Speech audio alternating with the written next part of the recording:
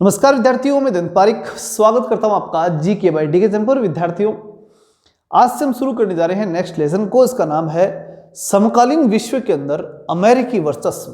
American हेगेमनी नाम आपने सुना होगा, वो है अमेरिकन हेगेमनी।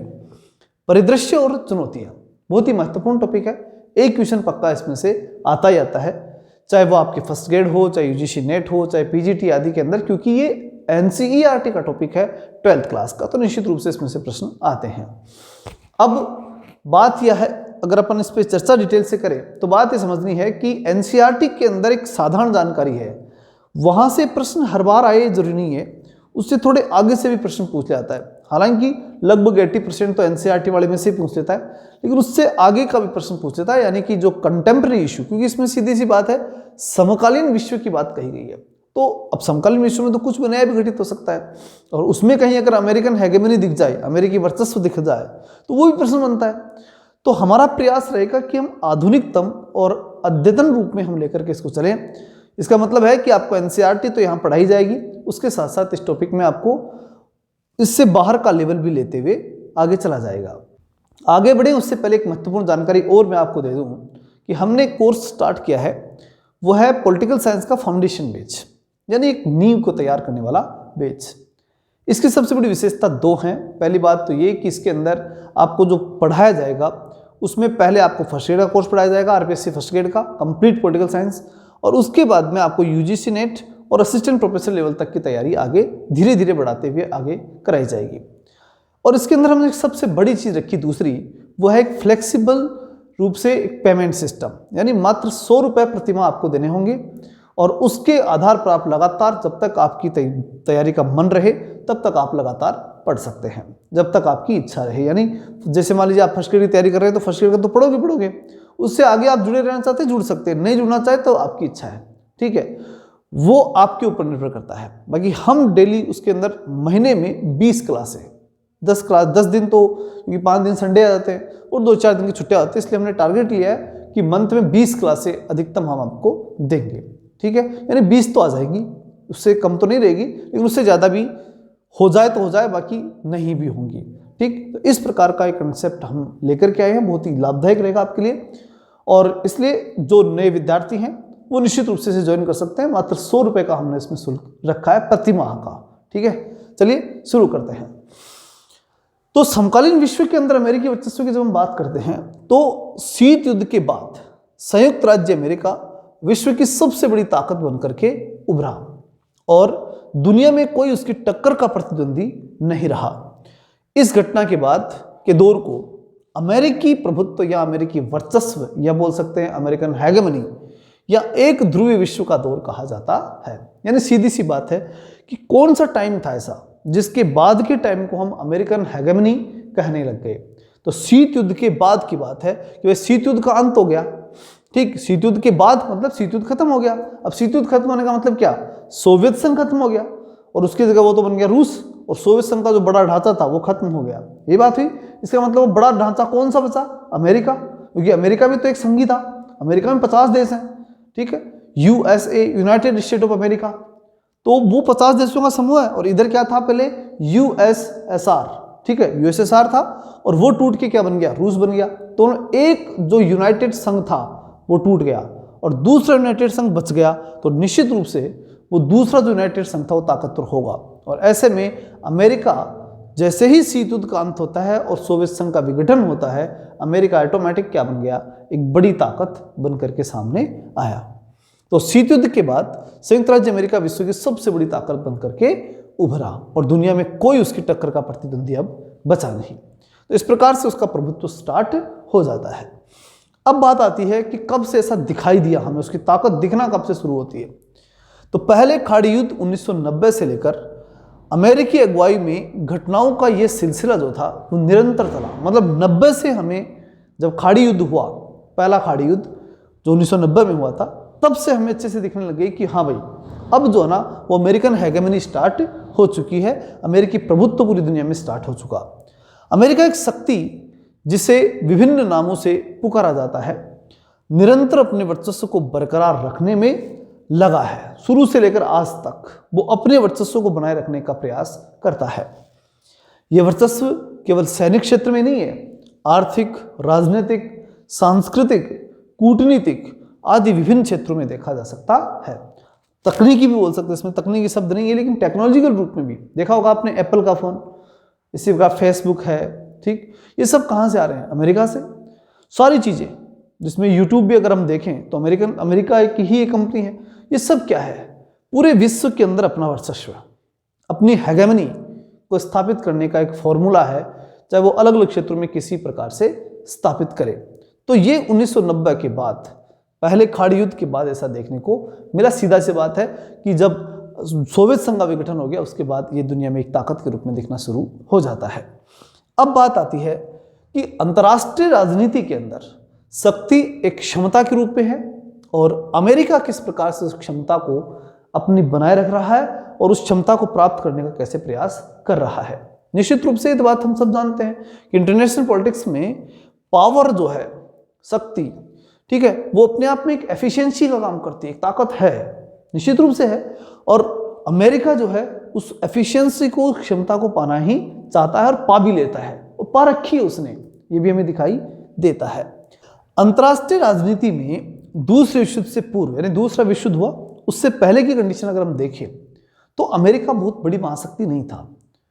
दूसरे विश्व युद्ध से पहले महाशक्तियां किसे कहते थे? जिसके पास दो तीन चीजें होती थी।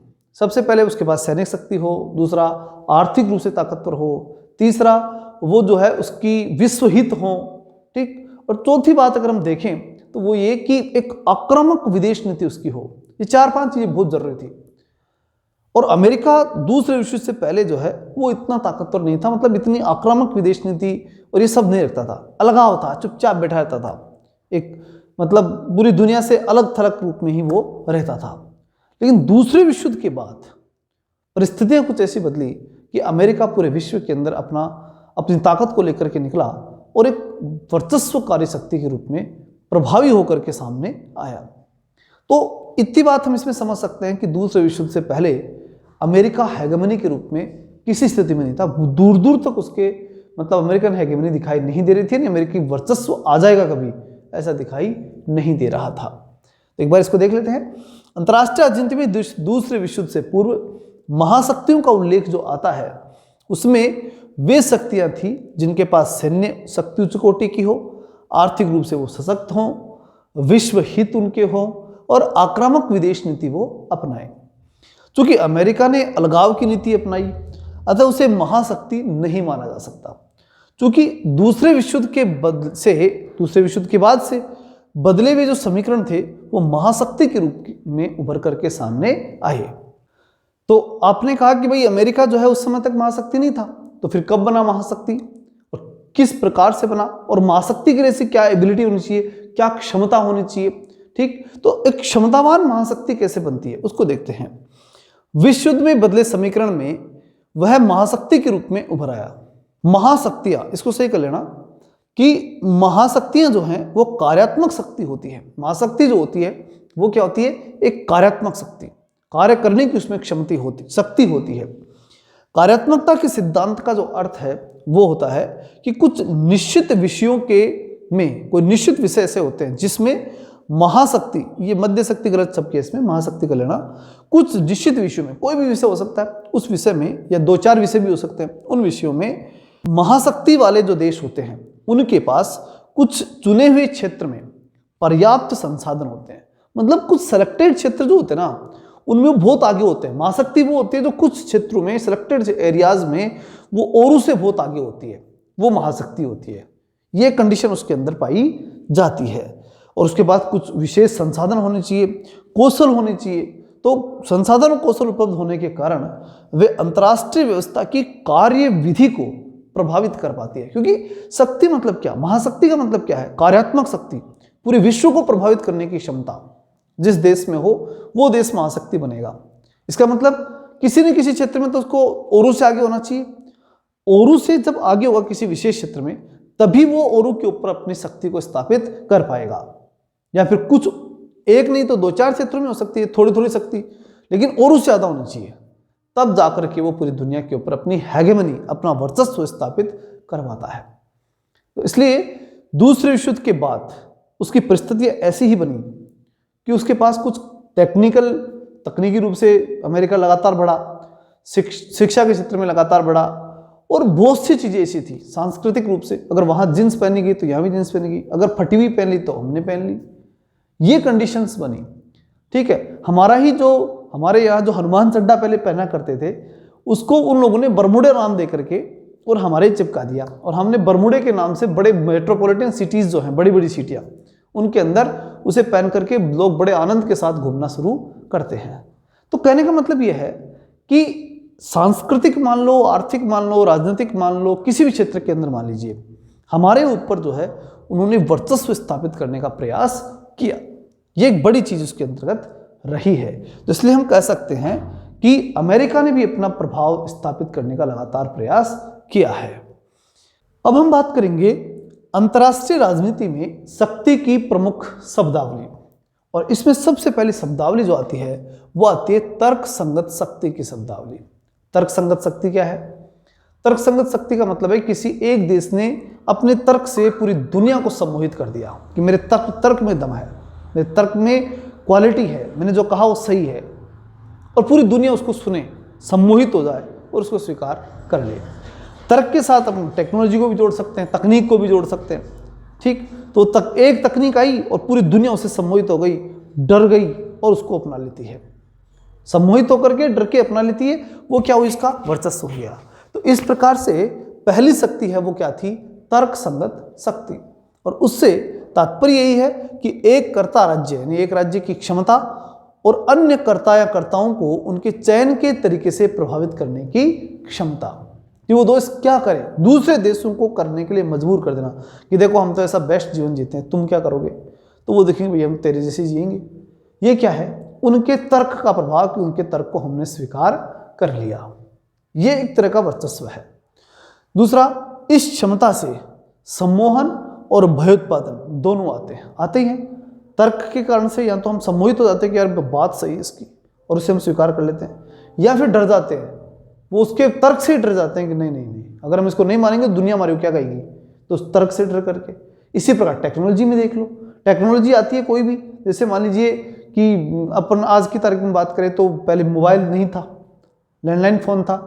जैसे मोबाइल आया लोग सम्मोहित हो गए, और फिर उसके बाद में भयोत्पादन भी हुआ। जैसे आज की तारीख में कि हमारे डाटा चोरी हो रहे हैं, हम जो कर रहे हैं वो सबके साथ जा रहा है, ये सब क्या है? भयोत्पादन है। ये चीज़ें, और एआई जैसी टेक्नोलॉजी के माध्यम से तो लोगों को अपनी जॉब का ही खतरा दिखाई दे रहा है। क्या है ये सब? ये सब है तकनीक के वर्चस्व की बात, कि इससे दो चीज़ें आती हैं, एक सम्मोहन और एक भयोत्पादन, और इस कारण से उसे लोग अपना ही लेते हैं और उसके अधीन हो ही जाते हैं। क्या आप और मैं बच पाएंगे आने वाले दिनों में एआई से? नहीं बच पाएंगे, क्योंकि पूरी दुनिया में चलेगा। तो हम अगर अलग रहेंगे तो फिर अलग थलग, जैसे कि हम जैसे कोई बिना मोबाइल के हम हो गए, ये चीज़ हो जाएगी आने वाले समय में। तो इसलिए हमें अपनाना पड़ेगा, उन चीज़ों को सीखना पड़ेगा। जैसे आज हमने मोबाइल को चलाना सीख रखा है, उसकी हर चीज़ को सीख रखा है, वैसे ही आने वाले समय में हम उस एआई को भी मजबूरी से अपनाएंगे चाहे, लेकिन अपनाना पड़ेगा। वो क्या है? वो तकनीक की क्षमता है, और वो क्षमता हमारे को अपने अधीन कर ही लेती है। सम्मोहित और भयोत्पादन दोनों चीज़ें उसमें पाई जाती हैं। दूसरी चीज़ जो आती है वो आता है संरचनात्मक शक्ति। अब संरचनात्मक शक्ति क्या चीज़ है? Structural power. जैसे अमेरिका और ब्रिटेन के पास स्ट्रक्चरल कंडीशन अगर हम देखें तो वो बताता है कि भाई शासन जो है वो पार्लियामेंट्री सिस्टम से चलना चाहिए, संसदात्मक व्यवस्था से चलना चाहिए। अमेरिका कहता है कि पूरी दुनिया का शासन जो है प्रेसिडेंशियल सिस्टम से चलना चाहिए, यानी जो अध्यक्षात्मक शासन से चलना चाहिए। आज की तारीख में दुनिया के अंदर चूंकि अधिकांश देश डेमोक्रेसी है, पहली बात तो ये, तो इसका मतलब एक तो हेगेमनी यही है उनकी, कि वो देश अपनी डेमोक्रेसी को इस प्रकार चलाते हैं कि पूरी दुनिया उससे सम्मोहित हो गई, उससे भयोत्पादित हो गई कि अगर ऐसा नहीं किया तो हम तो बर्बाद हो जाएंगे, और उसके बाद में उस डेमोक्रेसी को अपनाने के लिए मजबूर हो गई। फिर या तो वो अमेरिका वाली अपनाएगी प्रेसिडेंशियल डेमोक्रेसी, या फिर वो ब्रिटेन वाली अपनाएगी पार्लियामेंट्री सिस्टम, दो में से एक अपनाएगी। हमने क्या किया? पार्लियामेंट्री सिस्टम अपना लिया, क्योंकि हमें आता ही नहीं था, हम तो डर थे, वैसे ही डर रहे थे कि हमें तो शासन के अमल कैसे चलेगा, और सम्मोहित भी थे कि देखो इतने वर्षों तक ब्रिटेन वालों ने चलाया, अपना देश भी चला रहे हैं वो उसी पार्लियामेंट्री सिस्टम से, तो हमें ये हमारे लिए ठीक है, तो हमने उसे अपना लिया।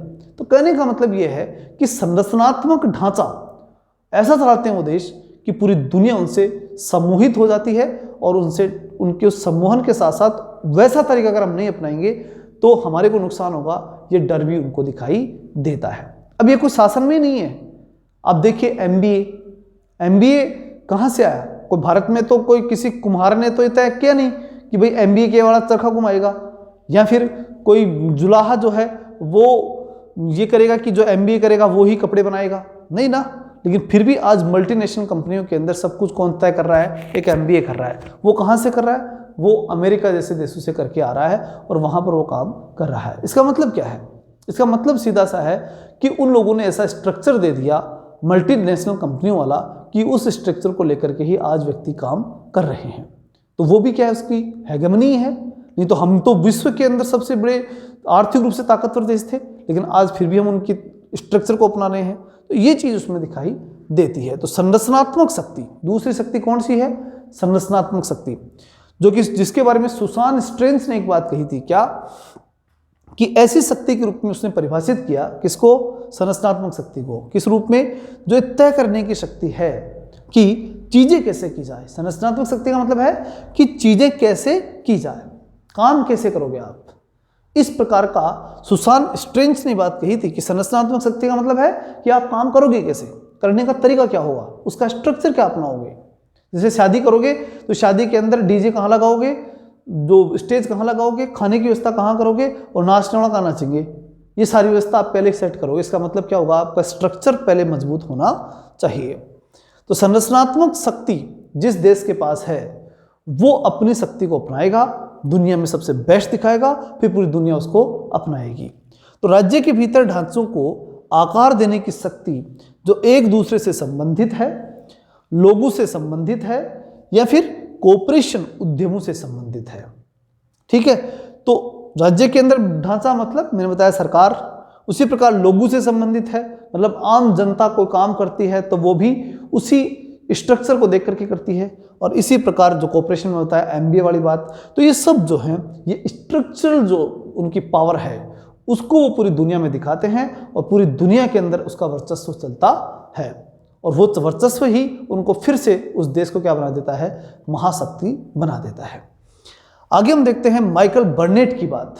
उन्होंने कहा, माइकल बर्नेट और रेमंड डुवेल 4 प्रकार की परस्पर व्यापी शक्तियों का उल्लेख करते हैं। कौन कौन सी? पहली अनिवार्य, दूसरी संस्थावादी, तीसरी संरचनात्मक और चौथी उत्पादक शक्ति। ये 4 शक्तियाँ होती हैं। कौन कौन सी? अनिवार्य शक्ति। अनिवार्य शक्ति का मतलब जैसे सेना है, इसकी चिकित्सा, शिक्षा, ये अनिवार्य शक्तियाँ हैं, वो उनके पास होनी चाहिए। और अगर उस देश के पास है तो वो ताकत तो है, महाशक्ति नहीं सही लेकिन वो ताकतवर अपने आप में सक्षम तो हो गया। फिर संस्थावादी, उस देश के स्ट्रक्चर बड़े मजबूत होने चाहिए। फिर संरचनात्मक, उसके अंदर जो संस्थाएं, इंस्टीट्यूट और स्ट्रक्चर, ये दोनों अलग अलग शब्द हैं। इंस्टीट्यूट बेस्ड होने चाहिए और फिर स्ट्रक्चर बेस्ड होना चाहिए। इसी प्रकार से प्रोडक्शन की पावर होनी चाहिए। अगर ये 4 चीजें किसी देश के पास हैं तो माइकल बर्नेट और रेमंड डुवेल के अकॉर्डिंग वो वर्ल्ड में महाशक्ति है। चारों चीजों को ध्यान रखना। पहला 2 तो ये रखना, संस्थावादी और संरचनावादी, ठीक, इंस्टीट्यूट और स्ट्रक्चर ये बेस्ट होना चाहिए। एक प्रोडक्शन बेस्ट होना चाहिए उस देश के पास, और एक उसके पास जो नेसेसरी चीजें हैं वो उसके पास पूरी होनी चाहिए। तब उसके बाद कहीं दिक्कत नहीं है, वो महाशक्ति बन जाएगा। ऐसा कौन मानते हैं? बर्नेट और डुवेल ऐसा मानते हैं। किंतु इनका मत है कि अमेरिका इन 4 शक्तियों का विकल्प है। मतलब इनका मानना है कि अगर किसी देश के पास ये 4 चीज नहीं है ना तो वो अमेरिका की नकल करो, नहीं तो ये 4 चीज अपनाओ, बेस्ट हो। ठीक है ना, जरूरत नहीं है अमेरिका की नकल करने की, ये तो विकल्प है। ठीक है, ये बात कौन कहता है? बर्नेट और डुवेल। उसने 4 प्रकार की बातें बताई थी, याद रखना, इंपॉर्टेंट क्वेश्चन है। महाशक्ति कौन बन सकता है? अगली बात आती है कि शक्ति की प्रकृति, जो बदलती हुई प्रकृति है वो और अमेरिका। भाई आज की तारीख में शक्ति की प्रकृति बदल रही है, उसका नेचर बदल रहा है, और वहां पर अमेरिका की स्थिति कैसी है वो हम जानेंगे।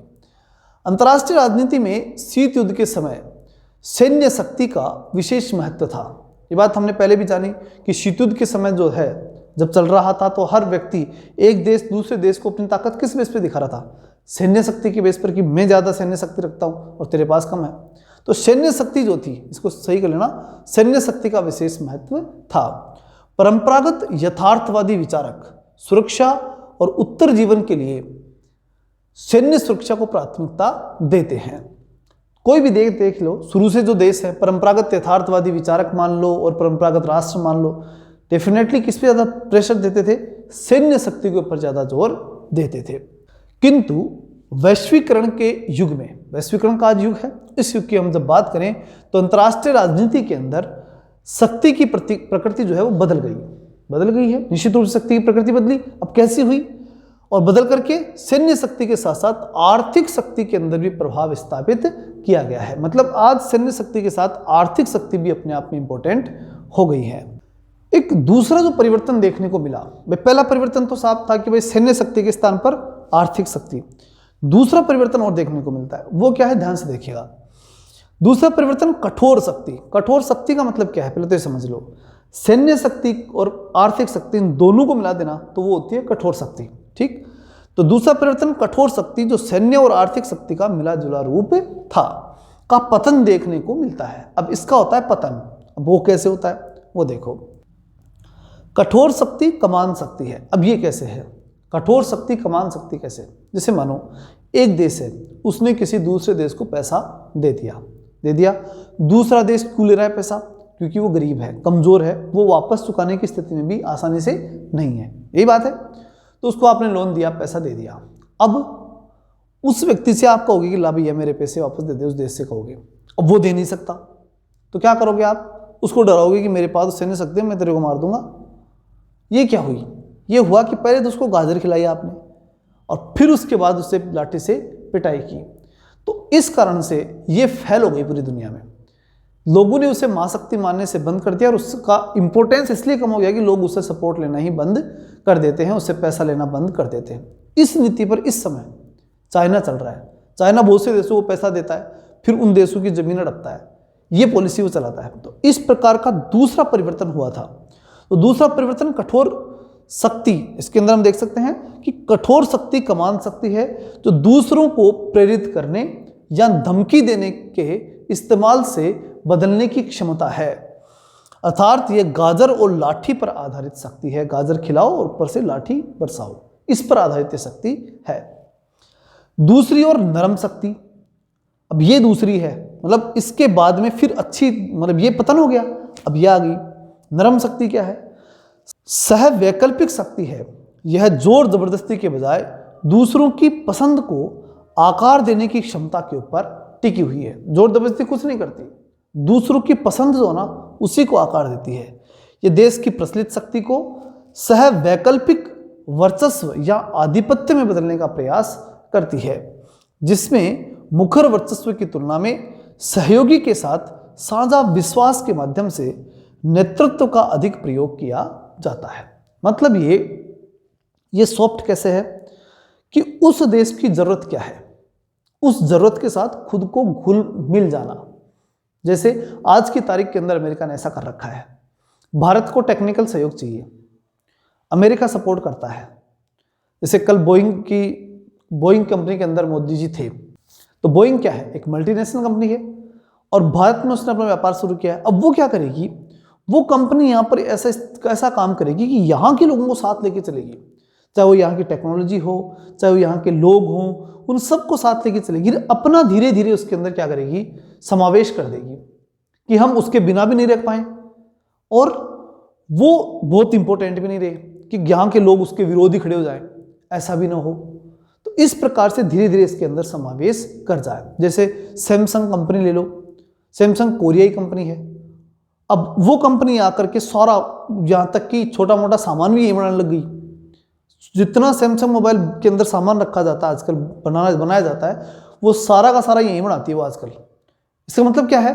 वो यहीं पे अपने आप को एक तरह से यहाँ के लोगों पर ही वर्चस्व करेगी, लेकिन यहाँ आकर के यहाँ के लोगों में मिलजुल करके, इनमें शामिल होकर के यहाँ के लोगों में फिर वर्चस्व करेगी। तो इसको क्या बोलते हैं? नरम शक्ति बोलते हैं, यानी सह वैकल्पिक शक्ति।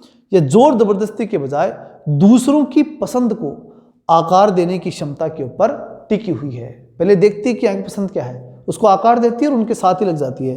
ये देश की प्रचलित शक्ति को सह वैकल्पिक वर्चस्व, यानी इनका भी वर्चस्व रहे, मेरा भी वर्चस्व रहे, आधिपत्य में बदलने का प्रयास है, जिसमें मुखर वर्चस्व की तुलना में, ऐसा नहीं कह सकती मैं नहीं मेरा वर्चस्व है ही, कहेगी नहीं, मुखर नहीं कहेगी, चुपचाप वर्चस्व है, आधा तेरा भी आधा मेरा भी है, ठीक है, की तुलना में सहयोगी के साथ साझा विश्वास के माध्यम से नेतृत्व का अधिक प्रयोग किया जाता है और वहां के लीडर के साथ मिलकर के और धीरे धीरे अपने आप को स्थापित करने का प्रयास किया जाता है। यह भी वर्चस्व का तरीका, लेकिन अब यह सॉफ्ट हो गया, क्योंकि कठोर में यह है कि सब समझ गए कि पहले गाजर खिलाएगा फिर पिटाई करेगा, क्या फायदा, इसलिए वो एक्सेप्ट ही नहीं करते। तो आजकल फिर उन्होंने भी अपनी टेक्नोलॉजी बदल ली। किसी भी महाशक्ति को अगर दूसरे देश में अपना वर्चस्व कायम करना है तो वहां के लोगों के साथ घुल मिल करके काम करना शुरू कर दिया। जहां हार्ड पावर का मतलब समझ गए, दो बातें तो हार्ड और सॉफ्ट। हार्ड में क्या है, जो इकोनॉमिक प्लस आर्मी दो ही चीजें आती है, वो तो हार्ड पावर में है और उसमें गाजर और लाठी वाला सिस्टम चलता है। तो हार्ड पावर बल, प्रतिबंध, भुगतान, रिश्वत जैसी संसाधनों पर आधारित होता है। वहीं सॉफ्ट पावर जो होता है वो बड़े पैमाने पर सांस्कृतिक, राजनीतिक विचारों, विदेश नीतियों के माध्यम से संचालित होता है। जैसे मानो भारत में आज मोदी जी हैं, वो मोदी जी की विचारधारा की जय बोलेंगे, मोदी जी के राजनीतिक विचारों को सही मानेंगे, सब कुछ बेस्ट है। जैसे ही मान लो कोई दूसरा आ गया, जैसे राहुल गांधी आ गया, प्रधानमंत्री बन गए, तो ऐसे में वो इसकी जय बोलेंगे, इसकी राजनीतिक विचारों की जय बोलेंगे। उनको उससे कोई मतलब नहीं, राजा बदल गया उसकी जय बोलना शुरू कर दो, उसकी तरह बोलना शुरू कर दो। ये सिस्टम वो रखते हैं, उसको क्या बोलते हैं, सॉफ्ट पावर, ठीक है।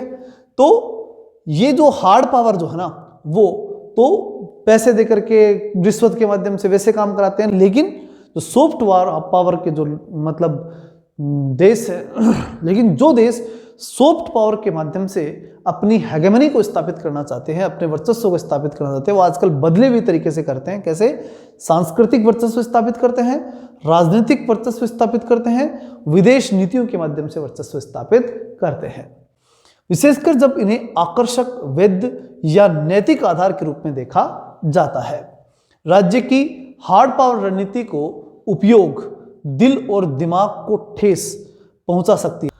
राज्य की हार्ड पावर रणनीति, जब हार्ड पावर रणनीति होती है वो को उपयोग अगर किया जाता है तो वहां क्या होता है भाई, अब कोई दूसरा देश आकर के बल का प्रयोग करे, प्रतिबंध का प्रयोग करे, भुगतान या फिर भ्रष्टाचार करे, तो यहाँ के लोग तो उद्वेलित होंगे और उस देश को ऐसे निकालने की सोचेंगे। जैसे कि चाइना के बारे में हम तुरंत खड़े हो जाते हैं, बाहर निकालो इसको, लूट रहे अपने को, और ये वो स्टार्ट हो जाते हैं। ये क्या है, ये है कि वो हमारे दिल और दिमाग को ठेस पहुंचाता है, तो हम उसका विरोध कर देते हैं। जैसे बुश प्रशासन का आतंक के विरुद्ध युद्ध और विशेषकर 2003 में इराक पर आक्रमण ने अरब और मुस्लिम देशों में अमेरिका विरोधी भावना को बढ़ा दिया। ये बड़ी बात है, क्योंकि उसने क्या दिखाया वहां बल, अमेरिका ने वर्चस्व दिखाने के लिए इराक के अंदर हस्तक्षेप किया, सेना भेजी, फलान किया, सारे काम कर दिए। तो वहां की जनता क्या करेगी, उसका स्वागत करेगी? नहीं करेगी, उस वर्चस्व को स्वीकार कर ही नहीं सकती। विद्रोह हो गया, और विद्रोह होगा, कितने दिन मतलब वो डट जाएंगे? नहीं डट सकते। अफगानिस्तान में देख लो, अफगानिस्तान में अमेरिका आया था, क्या हुआ? जाना ही पड़ा। तो वो वर्चस्व लंबा नहीं चलता। कौन सा? कठोर वर्चस्व, ठीक है, तो उसे छोड़ना ही पड़ता है। तो ऐसे बुश प्रशासन ने जो कठोर रूप से जो हेगेमनी स्टार्ट की थी, उसे छोड़ना पड़ा अमेरिका को। फिर ओबामा प्रशासन आया और उसने क्या किया, सॉफ्ट पावर यानी टेक्निकल जो चीजें हैं उनको उनके माध्यम से पूरी दुनिया के ऊपर कंट्रोल करना स्टार्ट किया। और आपने देखा होगा ओबामा के शासनकाल के अंदर पूरी दुनिया के अंदर किस प्रकार से टेक्नोलॉजी बढ़ी, और अमेरिकन टेक्नोलॉजी के माध्यम से, जिसके अंदर आप किसी को भी ले सकते हैं, बड़ी बड़ी कंपनियां जो भी थी वहां पर, उन सब ने पूरी दुनिया पे वर्चस्व स्थापित किया। आज आप फेसबुक, ट्विटर और इसके साथ साथ अपने व्हाट्सअप है, यूट्यूब है, ये सब चीजें, क्या उन सब ने पूरी दुनिया पे कब्जा नहीं कर रखा? क्या सोशल मीडिया पे कब्जा नहीं कर रखा? और कर रखा है। इसका मतलब क्या है? इसका मतलब साफ साफ है कि हम उनके वर्चस्व में जी रहे हैं, ये सत्य है। लेकिन ये सॉफ्ट पावर का वर्चस्व है, इसको हम अपने मन से अपना रहे हैं, ठीक है, कोई दिक्कत नहीं है हमें, इसलिए हम अपना रहे हैं। और प्रेशर के माध्यम से होता तो हो सकता हम विरोध कर देते, हम अपनी ही व्हाट्सएप कंपनी और अपने ही यहाँ पर कोई नया यूट्यूब खड़ा कर चुके होते, सारा काम कर दिया होता, यहाँ के लोगों ने उसका विरोध करना शुरू कर दिया होता। तो ये चीज़ बड़ी बात होती है। तो सॉफ्ट की बात हम कर रहे हैं, सॉफ्ट पावर बनने का प्रयास आज अमेरिका कर रहा है। कब से? ओबामा प्रशासन के बाद से सॉफ्ट पावर के रूप में वो काम कर रहा है। और हार्ड पावर के रूप में कब से था? बुश प्रशासन में। अब हम बात करते हैं कि अमेरिका जो है वो सॉफ्ट पावर से स्मार्ट पावर की तरफ गया तो कैसे गया। अमेरिका के लिए सॉफ्ट पावर और फिर स्मार्ट पावर शब्द का प्रयोग करने वाले विदेश नीति के विश्लेषक जोसेफ नाई जूनियर का मत है कि वैश्वीकरण और सूचना क्रांति के परिदृश्य में अमेरिका को अपने राष्ट्रहित को पुनः परिभाषित करना चाहिए। उनके अनुसार अमेरिका अकेले नहीं चल सकता, पूरी दुनिया में अकेला काम नहीं कर सकता। तो डेफिनेटली हम सीधा सा इसमें कोई विशेष है नहीं, इसमें इतना ध्यान रख लेना कि अमेरिका जो है पहले सॉफ्ट पावर फिर स्मार्ट पावर, आज क्या बन रहा है वो सॉफ्ट पावर से अब किधर जा रहा है, वो स्मार्ट पावर की तरफ जा रहा है। तो उसका प्रयोग करने वाला किसने प्रयोग किया शब्द का, स्मार्ट पावर का, तो वो क्या जोसेफ नाई ने। ये बात ध्यान रखना है। और क्या ध्यान रखना है इसमें कि उसने क्यों कहा ये कि स्मार्ट पावर बन रहा है अमेरिका, तो उसने कहा कि वैश्वीकरण और सूचना क्रांति का जो परिदृश्य है उसमें अमेरिका को अपने राष्ट्रीय हित जो हैं उनको पुनः परिभाषित करना चाहिए।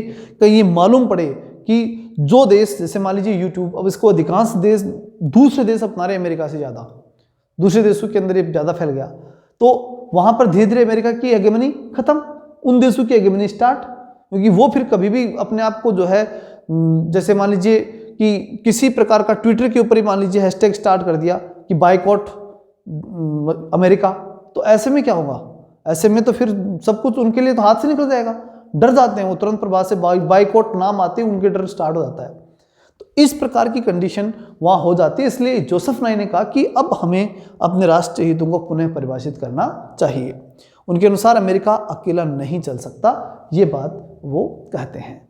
तो ये था अपना अमेरिकन हेगेमनी का एक शुरुआती कॉन्सेप्ट। अब इसके बाद में शायद 2 क्लासें और होंगी, लेकिन वो बड़ी महत्वपूर्ण होंगी। इसलिए मिलते हैं नेक्स्ट वीडियो में, तब तक के लिए जय हिंद, जय भारत।